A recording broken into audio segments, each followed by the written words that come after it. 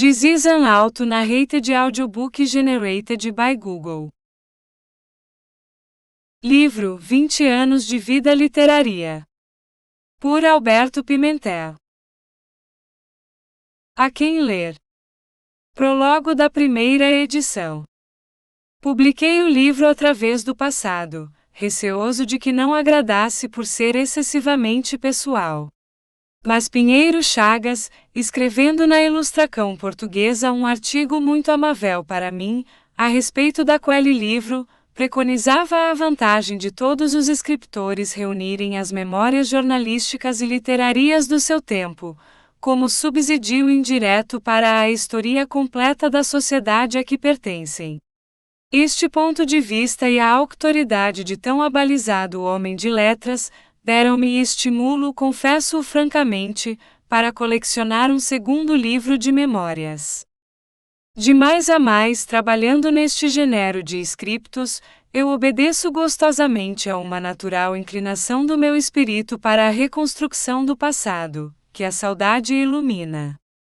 Sinto-me bem remexendo as cinzas e contemplando as ruínas que o tempo deixou. Não sei se até certo ponto entrará nisto o egoísmo de, pelo que me respeita, reviver pela memória os dias que já vão longe. Fui escrevendo estas recordações de 20 anos de vida literária sem preocupações de nenhuma espécie, nem mesmo cronológicas. Quanto às pessoas de que falo, não tratei de classificá-las pela ordem da sua hierarquia política ou literária. Aproveitei os nomes que me iam lembrando, e as recordações que me acudiam ao bico da pena. Há neste livro, é certo, alguns perfis políticos, algumas páginas que não versam assuntos exclusivamente literários. Mas foi pelo braço da literatura que eu entrei na política, e foi pela política que eu pude conhecer mais de perto certos homens. Lisboa, 42 de novembro de 1889. Alberto Pimentel. Fim do capítulo. Prólogo da segunda edição. Este livro deve certamente a boa fortuna de uma segunda edição ao facto de conter aspectos biográficos de alguns homens notáveis, com os quais eu convivi na minha mocidade.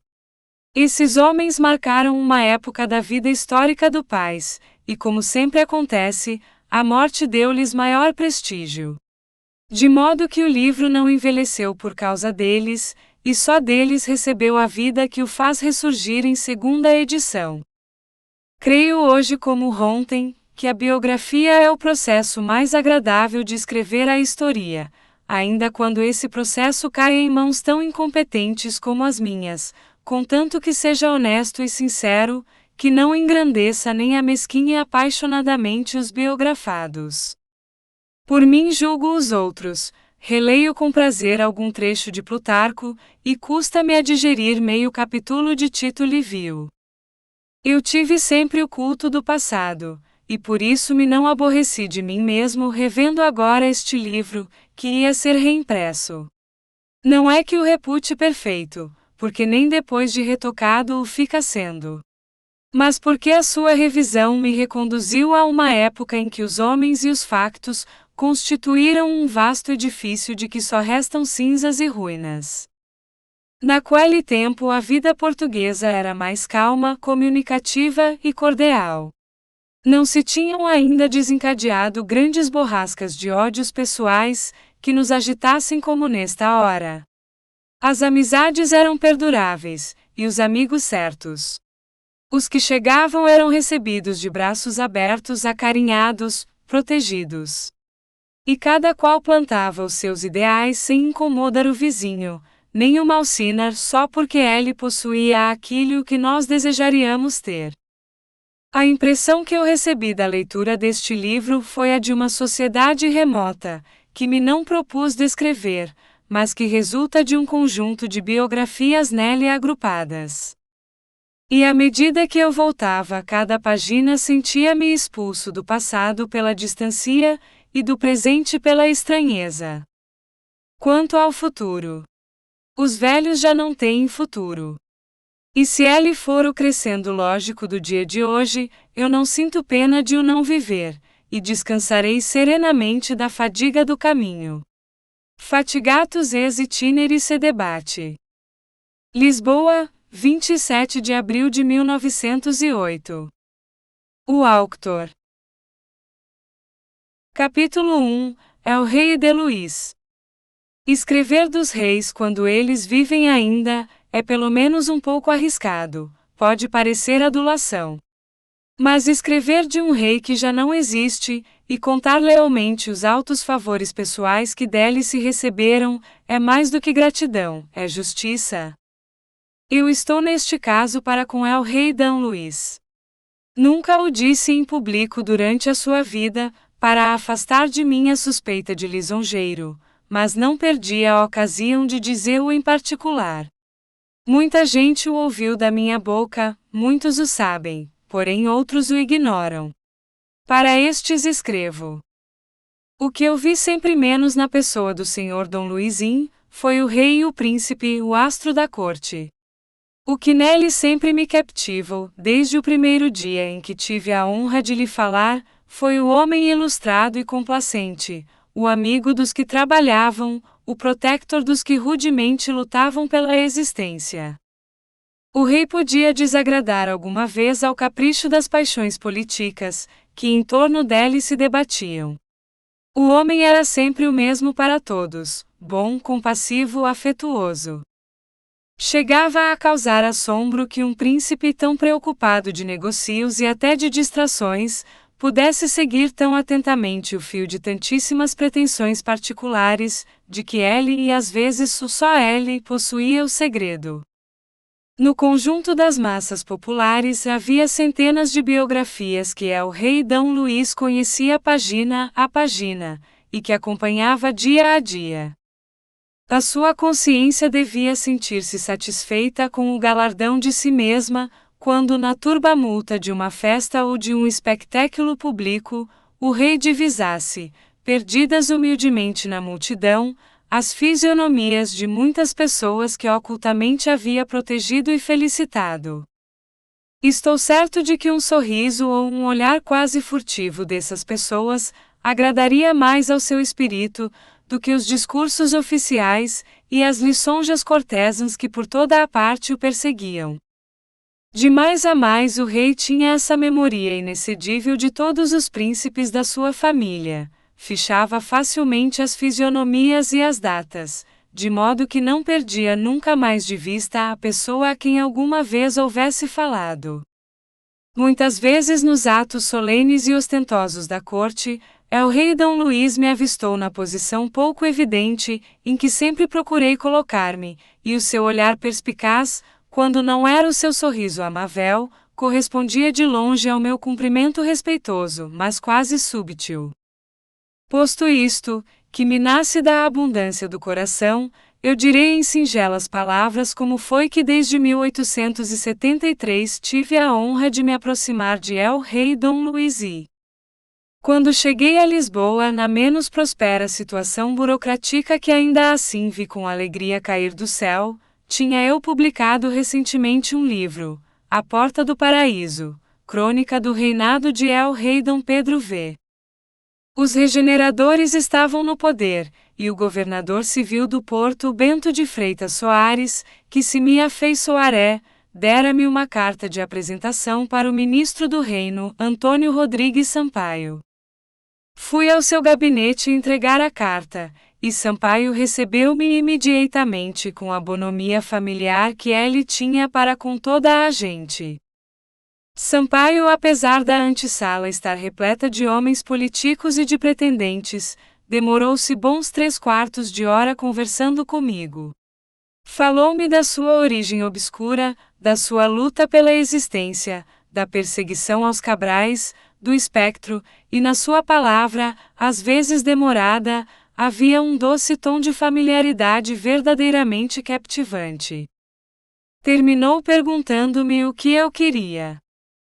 Respondi a Sampaio, que desejava apenas ser apresentado a el rei, para lhe oferecer um exemplar do livro que acabava de dar a lume.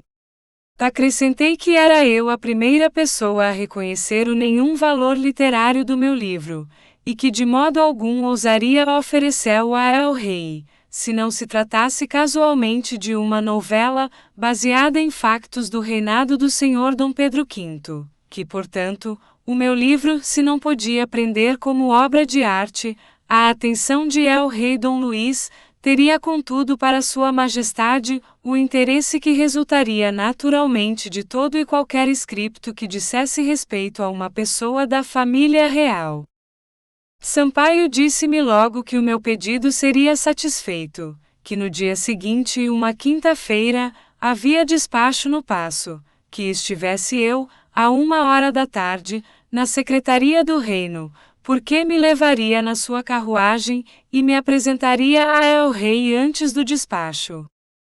No dia seguinte, à hora indicada, partimos do terreiro do Paço para a ajuda, na mesma carruagem, e 10 minutos depois de chegarmos ao Paço, El Rei, que logo tinha recebido Sampaio, mandava-me entrar para uma das salas interiores. Quando ali entrei com a timidez de um homem que arrisca os primeiros passos nos tapetes da corte, El Rei, encostado ao vão de uma janela e fumando charuto, com as mãos metidas nos bolsos de um veston, conversava com o ministro do reino. Sampaio apresentou-me em termos excessivamente amáveis, e El Rei disse-me palavras tão obsequiosas, que aumentaram ainda mais a minha confusão. Depois de trocadas estas formulas de cortésia, El Rei falou-me logo no livro que eu lhe ia oferecer.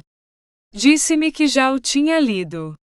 Referiu-se a muitos factos a que eu aludia, principalmente as viagens que ele próprio fizera com El Rei Dom Pedro V depois, como aproveitando um relâmpago da sua felicíssima memoria, recordou que eu tinha biografado Júlio Diniz. Falou muito deste malogrado homem de letras, perguntou-me se eu o havia tratado intimamente, e apreciou com grande segurança de crítica os seus romances, aceitando a minha opinião de que Júlio Diniz seguia principalmente no romance a escola inglesa. E como eu, segundo a etiqueta, tivesse despido a luva da mão direita, o que Sampaio me advertira, El Rei, certamente por ter reconhecido que eu fumava, abriu a charuteira e ofereceu-me um charuto. Inclinei-me agradecendo, mas recusando. E El Rei, sorrindo, observou-me. Não pode negar que fuma, nem eu. E fumo muito. Conservando a charuteira aberta, insistiu no oferecimento. Lembrei-me de repente daquela anedota de Lord Stairs, que aceitou uma vez ser o primeiro a entrar na carruagem de Luís XV, alegando que resistir ao oferecimento de um rei era descortésia imperdoável. Sorrindo, aceitei o charuto, mas como estivéssemos falando de escritores portuenses, fingi-me distraído, não o acendi. Nem me era fácil saber como havia de acendê-lo. Eu não tinha fósforos comigo, Sampaio não fumava, só o rei estava fumando. Mas Sua Majestade, vendo que eu não acendia o charuto, ofereceu-me lume. Aqui neste lance começou a minha tortura. Eu fumo desde os 15 anos desesperadamente, mas cigarro. O charuto estonteia-me. Basta às vezes o seu fumo para incomodar-me. O leitor calcula, pois, a repugnância molesta com que eu, aceitando o lume que El Rei me oferecia, acendi o charuto, que de mais a mais era fortíssimo. A fim de evitar que o charuto me estonteasse, deixei-o apagar a breve trecho, propositadamente. Mas El Rei, reparando que o meu charuto se havia apagado, tornou a oferecer-me lume. Felizmente, quando eu estava no apogeu da tortura, foi El Rei avisado de que chegara o presidente do Conselho de Ministros, Fontes Pereira de Melo, e a audiência terminou um pouco abruptamente com estas palavras de El Rei: procure-me sempre que precisar de mim. Mas faça-o sem acanhamento. Isto fez-me supor que El Rei havia atribuído a acanhamento o facto de eu ter deixado apagar o charuto. Tive que esperar que o despacho terminasse. A Saida Sampaio apresentou-me a Fontes Pereira de Melo e aos seus colegas no ministério. Uma vez entrados na carruagem, contei a Sampaio a história do charuto, que ele ouviu rindo às gargalhadas, e pedi-lhe licença para fumar um cigarro, a fim de restabelecer-me pelo sistema homoipéfico, similia similibus curantur. As minhas relações com El Rei Dom Luís dataram desse dia. Depois de isso voltei algumas vezes ao paço para oferecer a El Rei um exemplar dos livros que ia publicando. El Rei dizia-me invariavelmente: procure-me sempre que precisar de mim. De uma das vezes contei-lhe a história do charuto. El Rei riu expansivamente e mandou-me fumar cigarro. Mas porque estivesse fumando charuto, soprava ao fumo para o afastar. Um dia tratava-se do pão cotidiano, do bem-estar da minha família. Eu vegetava havia 10 anos, amarrado a um obscuro lugar de amanuense. Muitas vezes, mas sempre baldadamente, havia procurado melhorar de situação. Iam reformar-se os serviços da Câmara dos Pares, criavam-se lugares de redactores.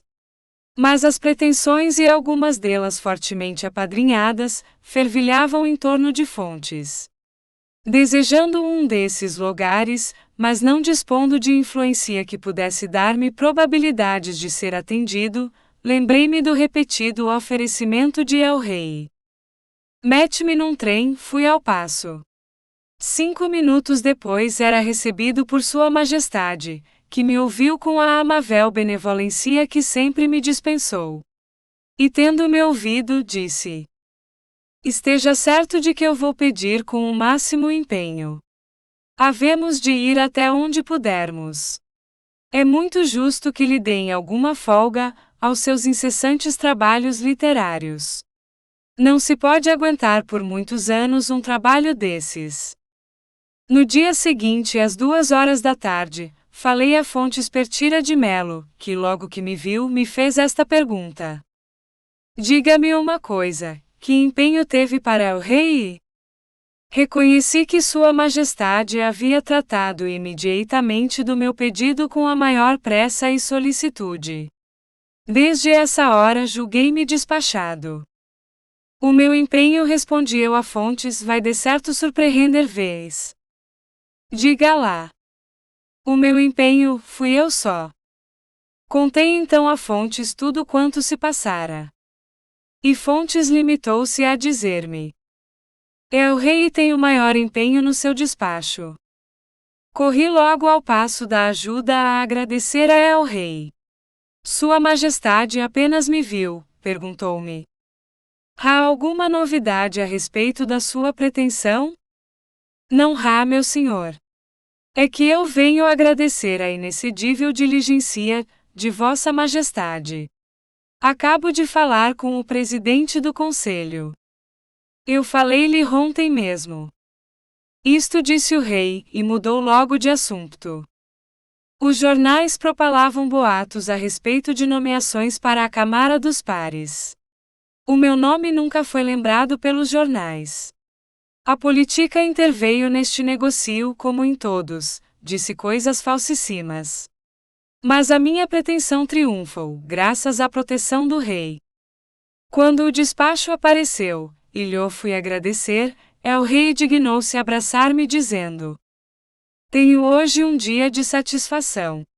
Agora descanse um pouco. Era justo. Era justo. Eu senti lágrimas nos olhos, mas El Rei também não tinha os seus enxutos. Desde então mantive com El Rei as mais gratas relações, não direi de amizade, mas de franqueza. Entre os seus papéis, há de haver uma longa carta minha sobre assuntos que não eram pessoais. Ainda é cedo, porém, para fazer a história dessa carta. Há quem conheça a carta, e possa contar a história um dia querendo. A última vez que me demorei conversando com El Rei, foi para lhe fazer o pedido de alguns brindes da família real para um bazar de Setúbal. El-rei disse-me logo que pela sua parte podia considerar como satisfeito o meu pedido, mas que a rainha estava ainda invisível, e que o príncipe real estava estudando as suas lições, motivo por que transmitiria à rainha e ao príncipe aquela solicitação. Nessa mesma tarde parti para Setúbal, e ao cair da noite recebia eu naquela cidade um telegrama do Sr. D. Pedro Arcos, participando-me que tanto a rainha como o príncipe mandariam brindes para o bazar. El-rei Dom Luís morreu, e a sua morte deixou no meu coração uma saudade indelével pelo homem bom, pelo desvelado protector, que tanto me ajudou a desbravar o áspero caminho da vida.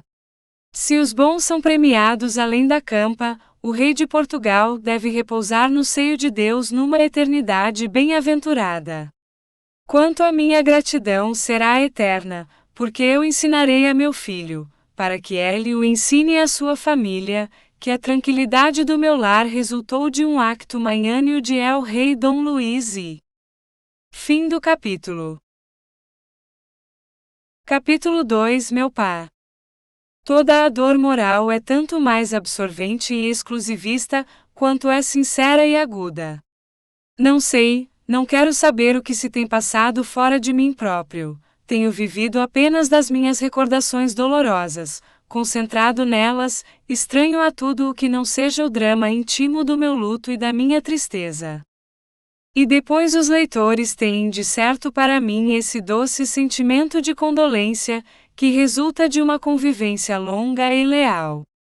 Somos bons amigos há 20 anos, conversamos quase todos os dias, tenho de certo adivinhado algumas vezes os seus pensamentos, comungado as suas opiniões. Desculpar-me-ão, portanto, este desafogo de uma saudade irremediável, tão sagrada e tão justa, a saudade de um filho que deplora a morte de seu pai.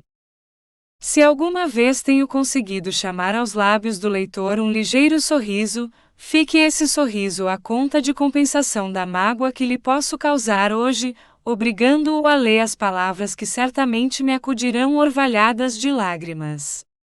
Mas é que naturalmente estou vendo passar diante dos olhos todos os lances da minha vida desde a primeira infância tão descuidosa e alegre, e no meio desse enxame de recordações entrevejo, a contrastar com eles, o semblante demudado e quase cadaverico do meu querido octogenário, que ainda há 8 dias contemplei semi-morto no seu leito de agonia. Se eu tivesse morrido primeiro, ele, posto se não houvesse entregado ao cultivo das belas letras, mas unicamente aos áridos cuidados da sua profissão de médico, ele que devia ter com a morte essa fria familiaridade que a faz encarar tranquilamente como o desfecho forçado de todos os atos fisiológicos, acharia contudo no fundo do seu coração de pai um terno perfume de poesia, uma triste idealidade dolente, que o levaria a encher de flores a sepultura do filho. Sobrevivendo-lhe, eu quero ter para com a sua memória a mesma delicadeza de sentimento, a mesma suavidade de lágrimas, e continuar a ver nele não aquilo a que a morte o reduziu, mas a alma afetuosa e honesta, a bela alma antiga, capaz de entender todos os carinhos e de compreender todas as dedicações. Ele foi um dos últimos homens dessa geração quase extinta, que trouxeram do lar paterno a noção austera do dever e a impressão profunda dos bons exemplos caseiros. Tudo era antigo na educação desses homens, hoje já tão raros, que viverão os primeiros anos da sua vida em plena atmosfera de tradições sagradas e invioláveis, e que professavam pelo passado um culto cotidiano, no meio de criados velhos, de costumes velhos, de velhas louças da Índia, e de velhos retratos de avós falecidos. Todas as grandes solenidades religiosas não passavam sem comemoração doméstica.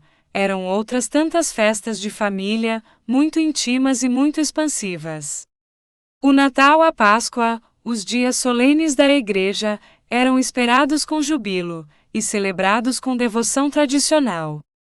E sentar-se à mesa desses dias memorandos, rodeados de todos os filhos e de todos os parentes, era para os homens de uma geração quase extinta um doce prazer patriarcal, puro e simples, o gozo perene da felicidade pela família. Vieram com os novos tempos novos costumes, e outros homens, dilatando a sua esfera de ação, tornaram-se cosmopolitas, entraram numa vida mundana, que os leva para longe do berço das suas tradições de família, lançando-os num turbilhão de negócios e de ambições, de preocupações e trabalhos. Esta corrente moderna, esta evolução do espírito humano, assombra os velhos de hoje em dia, e deve entristecê-los tanto quanto os assombra. Para eles a terra em que nasceram, com as suas árvores e os seus casais, era o eixo obrigado de todos os movimentos psicológicos, o centro em torno do qual girava e se consumia toda a sua atividade. Ver aquilo que seus pais haviam visto e só isso, era como viver ainda em espírito para eles e no meio deles, prolongar pela própria existência a daqueles entes queridos que tinham constituído a família, e haviam desaparecido já.